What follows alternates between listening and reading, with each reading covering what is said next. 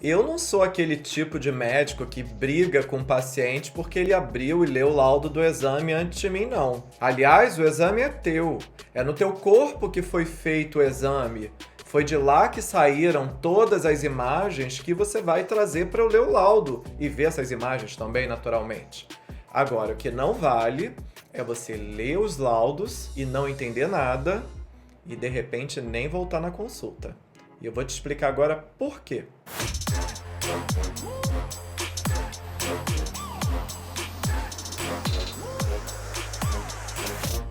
Sabe aquela história de que tem focinho de porco, orelha de porco, né? Tem rabo enrolado, mas não é porco? Muitas vezes isso pode acontecer dentro da radiologia mamária, meus amores.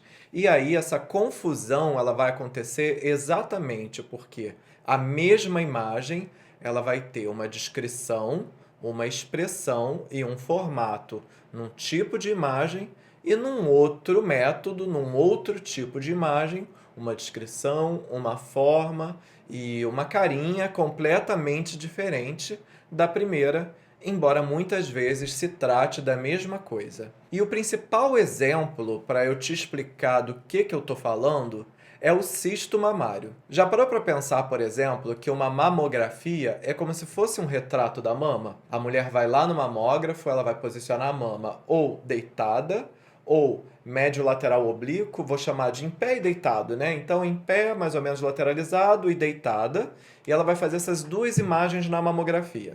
A mamografia, ela é uma foto em 2D, ela é um raio-x da mama. Não tem como uma imagem aparecer em caráter tridimensional.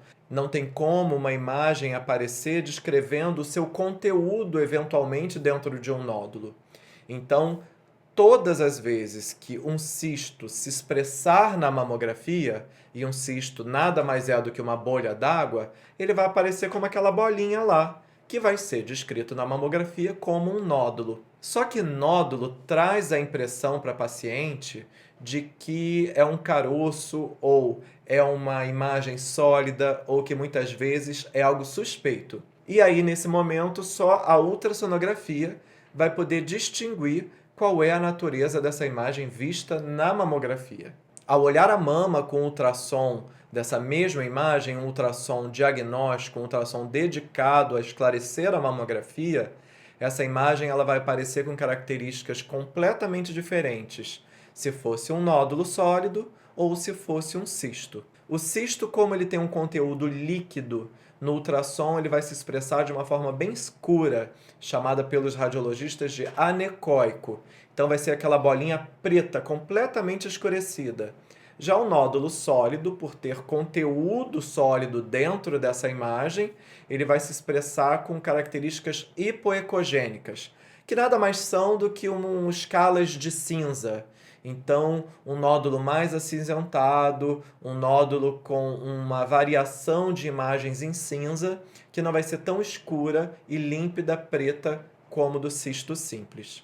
Na prática, eu tenho essa imagem aqui do ultrassom de um cisto. Olha como ele é completamente regular, escurecido e com centro bem límpido.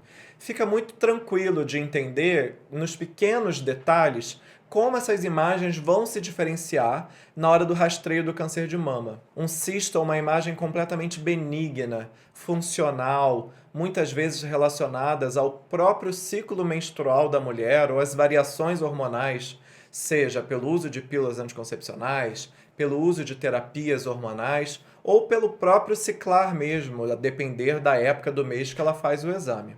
O que acontece na prática é que o teu mastologista, o teu médico assistente que solicitou o exame, ele que deve ter essa interpretação final. Ainda hoje, no Rio de Janeiro e nas principais capitais, embora existam os centros de muita excelência que façam diretamente essa correlação entre a mamografia e a ultrassonografia de mama, num rastreio completo com uma conclusão final.